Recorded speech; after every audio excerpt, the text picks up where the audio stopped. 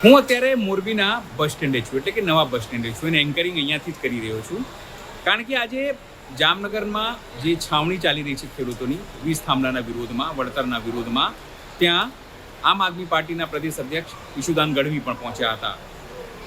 તેઓએ સરકારને તો ત્યાં પ્રહારો કર્યા સરકાર ઉપર, પણ તેની સાથે તેઓ જે ઉપવાસ આંદોલન કરી રહ્યા છે તેની વાત પણ તેઓ કરી. તેમણે કહ્યું કે સરકાર હવે સાંભળતી નથી, તો સ્વાભાવિક છે, ખેડૂતોની અલગ અલગ સમસ્યાઓ છે અને સમસ્યાઓને ધ્યાનમાં રાખીને તમામ જે બાબતો છે તે અંગે તેઓએ આકરા પ્રહારો ભારતીય જનતા પાર્ટી ઉપર કર્યા. સ્થાનિક મહત્વપૂર્ણ બાબતે જે સ્થાનિક સાંસદો છે, ધારાસભ્યો છે, તેમને પણ તેઓ બખ્યા નહીં. નમસ્કાર, હું છું ચિંતામણી પુત્રની પટેલ. સ્વાગત છે આપનું અમારા આ વિશેષ કાર્યક્રમમાં. આવો સાંભળીએ જામનગરની આ છાવણીથી ઈશુદાન ગઢવીએ શું કહ્યું. હું ગઈકાલે પણ એક ધોળકામાં આંદોલન ઉપર ખેડૂતો બેઠા હતા, ત્યાં હતો. ત્યાં પણ કંપનીના ગંદા પાણી છોડે છે અને ગંદુ પાણી અટકાવવા માટે એ લોકો લડત ચલાવે છે. ત્યાં પણ મેં જોયું કે મોટી સંખ્યામાં મારી માતાબેન દીકરીઓ બેઠી હતી ને અહીંયા બેઠી છે. એકવાર તમારા માટે તાળીઓ છે. તો બહેનો સામાન્ય રીતે નીકળતી નથી, પણ હું છેલ્લા 6 મહિનાથી જોઈ રહ્યો છું આંદોલનોમાં. હું જેતપુરમાં ગયો, ત્યાં પણ માતા બેન દીકરીઓ મોટી સંખ્યામાં ઉપસ્થિત હતી. એટલે મારે સમજવું છે કે તમે આમ સ્વયંભૂ આવો છો, કોઈ ધક્કા મારીને લઈ આવે? સ્વયંભૂ આવે? વાહ ભાઈ વાહ. હવે ક્રાંતિ નક્કી છે. આજે પ્રવીણભાઈ ને આ ત્રણેય જણા અનશન ઉપર બેઠા છે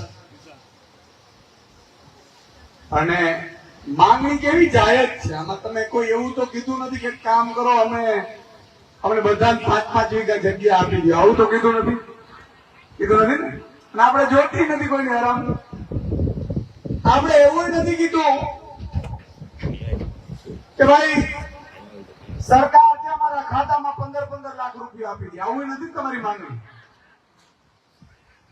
તમારી માંગણી તમે વિચાર કરો, આ સરકાર ખેડૂતને ભાવ નો આપ્યો, પાક વીમો બંધ કરી દીધો, સ્કૂલો સારી હતી શિક્ષકો બંધ કરી દીધા, રોડ રસ્તા સારા ન આપે, હોસ્પિટલ ન આપે, તો આપણે પ્રાઇવેટમાં માતા બેન દીકરી સારવાર કરાવે, ડિલિવરીઓ કરાવે. આ વાત સાચી છે કે નથી? સાચી છે ને? બધું પ્રાઇવેટ ઉપર આવી ગયા. આપણે કરવું છે બધું પ્રાઇવેટ ઉપર. તો સરકાર કે કપડા ધોવા માટે, ઘાસ કાપવા માટે, ખરે જવાબદારી કોની આવે? સરકારની આવે. અને સરકાર જાણે કંપનીઓની દલાલી હોય એમ ઉતરી આવે. તમે કઈ કંપનીઓને કયો એટલે સરકારના પેટનો આમ સડવડાટ થઈ જાય, જાણે એના બાપે મારી નાખ્યું ને એવી રીતે આવે પોલીસને મોકલી. અહીંયા તમે માંગ કરી છે, તમે થાંભલો આવે છે, અને આ તો દેવતુલ્ય કામ છે રામાપીરનું. આજ વાત છે કે હું ખોટો છું? બરોબર છે ને? આજે તમે વિચાર કરો, વાવડી ગામમાં રામદેવજી મહારાજ ને આંગણામાં મને લાગે છે કે એક નાનકડી માંગ માટે આટલા લોકોએ આજે 9 દિવસ બેસવું પડે, એ ગુજરાતના દરેક સન્માનીય નાગરિક માટેનો અપમાન સમાન છે. સાહેબ, આપણે જે માંગણી કરીએ છીએ એ તો સરકાર આપતી જ નથી. આ તો ધર્મનું કામ છે. સરકારો કંપનીઓ કમાવાની છે અને એમાંથી એને ધર્મનું કામ કરવાનું છે, એમાંય પીડા થાય છે. એક દાખલો તમને આપું મિત્રો. આપણે એટલા બધા કઠણ કાયદાના થઈ ગયા છીએ, માફ કરજો. એક વખત હતો એવું કહેવામાં આવ્યું તમારા ખાતામાં 15-15 લાખ રૂપિયા આપવામાં આવશે. એટલે ત્યારે મને ખબર છે, હું ત્યારે પત્રકાર હતો, તો હું ક્યાંક ઇન્ટરવ્યુ લેવા જતો ને એટલે લોકો કહેતા બસ હમણાં 3 મહિનાની જ વાર છે, મારા ખાતામાં 15 લાખ આવવાના. એ માંગણીઓ કરતા. પછી ઘણા એવું કીધું કે 6 દિન આવવાના છે. તો કે કેવા 6 દિન હશે? તક બધાની સારવાર ફ્રી હશે, પાક વીમો એવો આવશે યોજના, પ્રધાનમંત્રી ફસલ વીમા યોજના, કે એમાં પાક ઉપડી ગયો હોય, મગફળી ઉપડી ગઈ હોય, પાથરા ભરેલા હોય અને હલરમાં આપણે હજી તો કાઢવાના બાકી હોય અને વરસાદ પડે તોય તમારો પાક વીમો પાકી જાય, આવી યોજનાઓ લાવવાની વાત હતી. અને મિત્રો એટલા બધા સપના સેવીએ, પણ તકલીફ તમે જુઓ, આજે દુઃખ સાથે એટલા માટે કેવું પડે છે કે આ માતા બેન દીકરીઓના ખાતામાં એક નયો પૈસો કઈ સરકારનો આવ્યો હોય તો મને કયો, આવ્યો છે? એક નયો પૈસો હરામ બરાબર આપણે આવ્યો હોય. આપણે બેઝિક માંગણીઓ ઉપર પણ નથી બેઠા. આજે એ પણ મેં હમણાં કીધું કે કઈ ખેડૂતોને ભાવ મળે એના માટે માંગણી કરતા હોઈએ સરકાર પાસે. આ તો બેઝિક માંગણી છે, તો બધું ભૂલી ગયા. સારી સ્કૂલ પણ માંગતા નથી આપણે. જુઓ તમે, આ દીકરીઓ ભણતી હશે ક્યાં સરકારીમાં, ક્યાંક હશે ટીચર નહીં હોય, અને ક્યાં આ દીકરી પ્રાઇવેટમાં ભણતી હશે. સાચું નહીં બેટા? તો ક્યાં ભણે? શું નામ છે તારું? વેદિકા. કેટલા ધોરણમાં ભણે છે? 8મું. સરકારી સ્કૂલ છે, ટીચર કેટલા છે? 9. ક્યાંક પૂરા આવશે તો વાંધો નહીં આવે, બાકી સરકારી સ્કૂલમાં આપણે ભણવાના બંધ કરે છે. કારણ કે 2 જ શિક્ષકો હોય બિચારા, એક કાગળિયા બનાવતું હોય અને બીજો ધક્કા ખાતો હોય વસ્તી ગણતરી. આ વાત સાચી છે કે નહીં?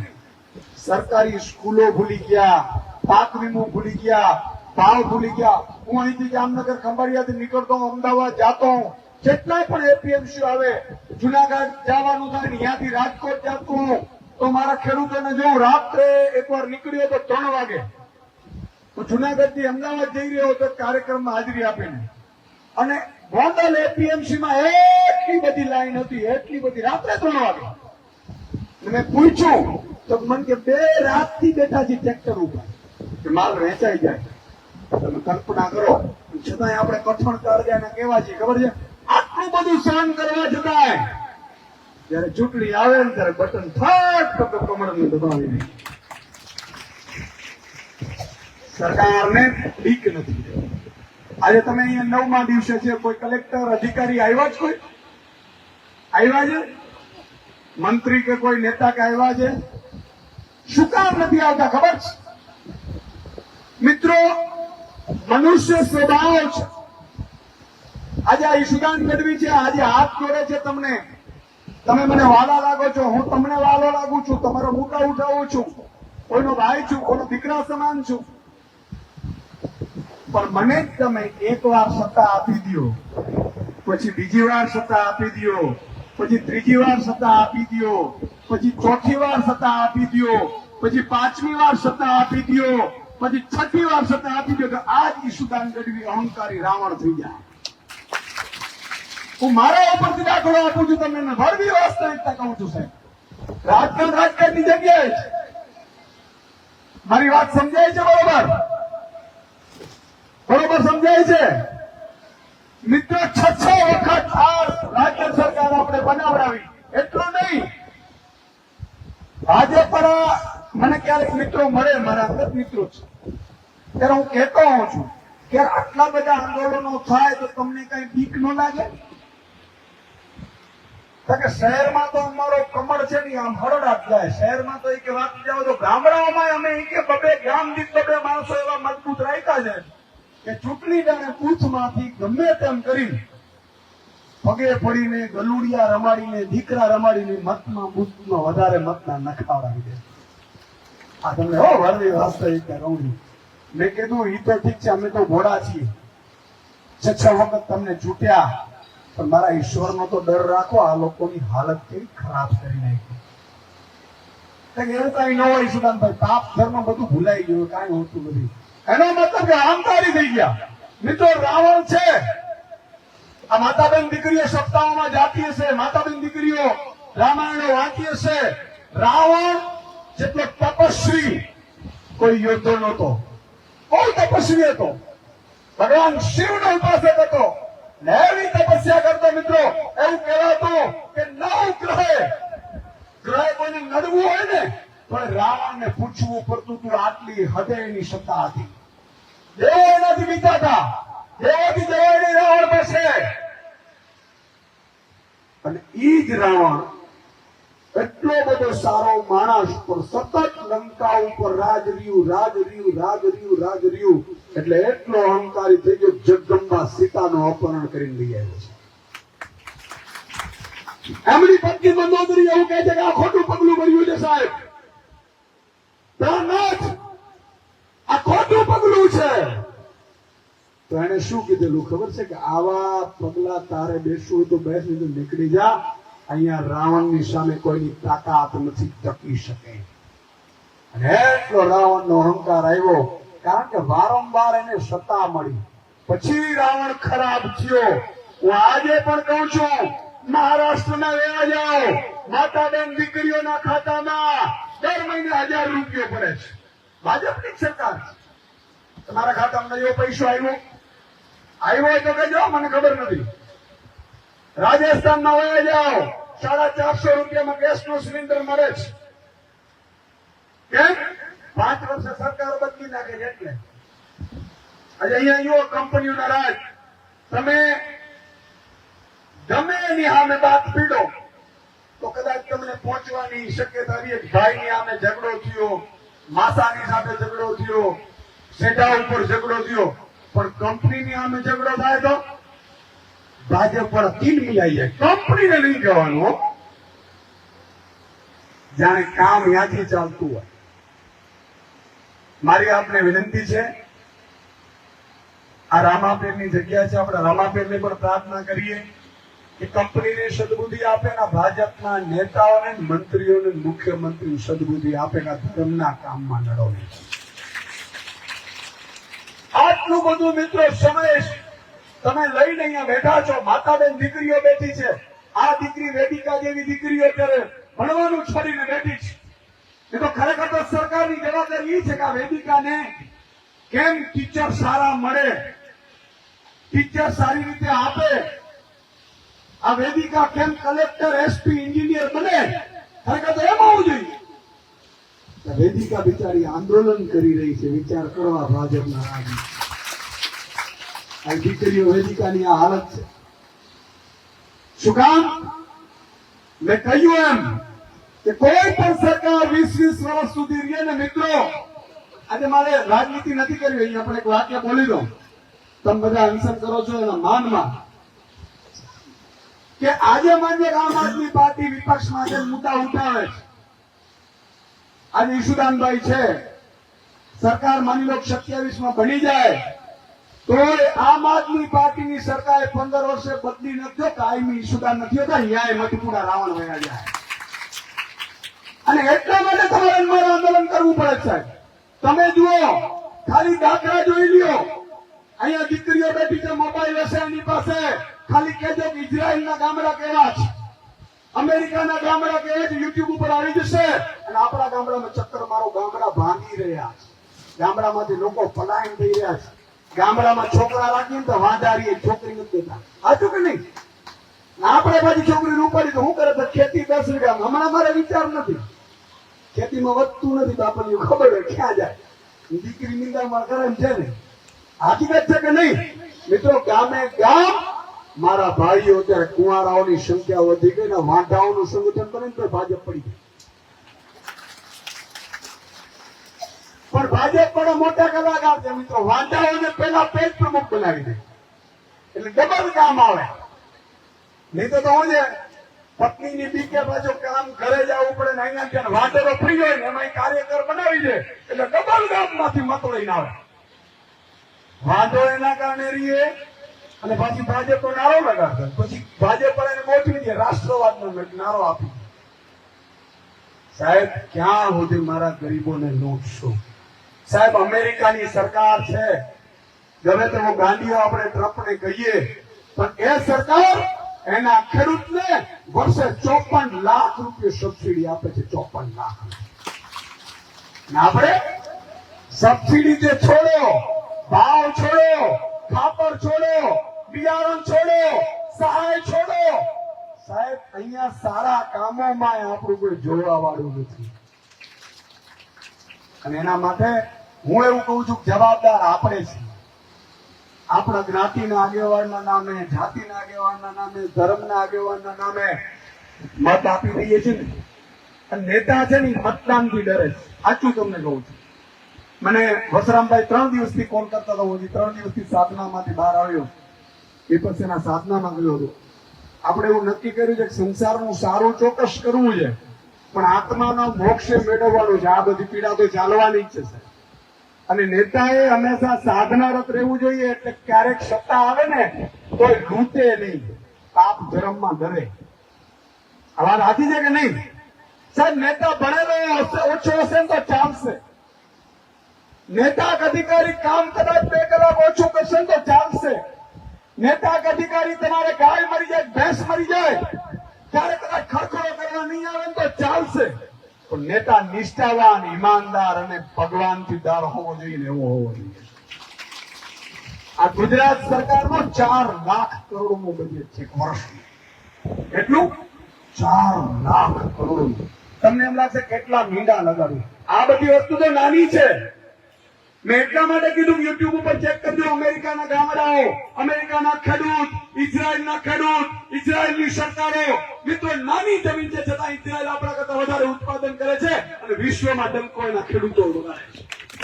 ઇઝરાયલના ખેડૂતને એના ગામડામાં બંગલો હોય, ગાડી હોય, બધી વ્યવસ્થા હોય. સાહેબ એટલું અદભુત જીવન જીવે છે અને એટલે જ એક અહીંયા વાંઢા નહીં રહેતા હોય. આપણે એક મને હાજુ કો ખેતીમાંથી ક્યારે મકાન બનાવી નથી. વાત સાચી છે કે નથી? 25-50 વીઘાના માલિક છીએ, પણ છતાંય બાઇકમાં પેટ્રોલ આપણે 100 રૂપિયાનું ભરાવવું પડે છે. એ મિત્રો આપણી મહેનતની કમી નથી, આ સરકારની નિયતમાં ખોટ છે, ભ્રષ્ટાચારી બેઠા છે એટલામાં. આપણે 5 વર્ષ ગુજરાત મિત્રો એક ખેડૂતનો દીકરો ગરીબ ન રહી હશે. ના શું થાય? બધું કરવાની આદત જોઈએ, કરવાની ટેવ જોઈએ ને આવડત જોઈએ.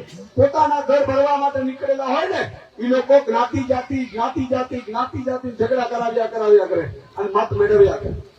આજે નેતાઓ, મારે એમને પણ કહેવું જ, પત્રકાર હતો ત્યારે કહેતો, આ શબ્દ ટીવીમાં બોલાય નહીં, પણ હું બોલતો અને મેં ત્યારે કીધું તું પત્રકાર છું પણ મારો અવાજ નાભીમાંથી આવે છે. મેં એવું કીધું કે આ મારા ખેડૂતોના, ગરીબોના તમે ખાઈ જાઓ છો ને, પ્લાસ્ટિકના જીવડા પડશે. આવું કોઈ પત્રકાર બોલી નથી ત્યારે. અને મિત્રો આજે હું અહીંયા આવ્યો છું. કાલે ધોળકા થયો હતો. દરેક ખેડૂતને ત્યાં જાઉં છું, પીડા થાય છે. તમને ખબર હોય કે નહીં ખબર હોય ખબર નથી. અહીંયા આપણે દુષ્કાળગ્રસ્ત જેવું હાલત છે ને. કાલથી હું અનિશ્ચિતકાળ ધરણા ઉપર જામ ખંભાળિયામાં બેસવાનો છું. એમાં જામનગર, પોરબંદર, દેવભૂમિ દ્વારકા, કચ્છ, સૌરાષ્ટ્રના અમરેલી સહિતના કેટલાક તાલુકા, ઉત્તર ગુજરાતના તાલુકા જ્યાં વરસાદ નથી થયો એને દુષ્કાળગ્રસ્ત સરકાર તુરંત જાહેર કરે એની માંગણી સાથે હું કાલથી અનિશ્ચિતકાળ સુધી બેસવાનો છું. મારા ભાગમાં આજ લખાણું. મતદાન નો વારો આવે ને જ્ઞાતિ જાતિ કરીને બધું ઠોકી દે ભાજપ. પછી પાછા અઠવાડિયા મારી પાસે આવે, સુદાનભાઈ આ નથી થતું, આ તપાઈ હમણાં ગઈ ચૂંટણી. નેતા મર્દનો ફાડીઓ છૂટવો સાહેબ કોઈ પણ જ્ઞાતિ જાતિ ધર્મનો હોય, તમારા કામ કરી તમારા માટે જીવ આપે એવા નેતાઓ પસંદ કરજો. અમે તો હશું લઈશું, કાલે રાજનીતિ છોડી દઈશું, આ કાયમી કરવું નથી.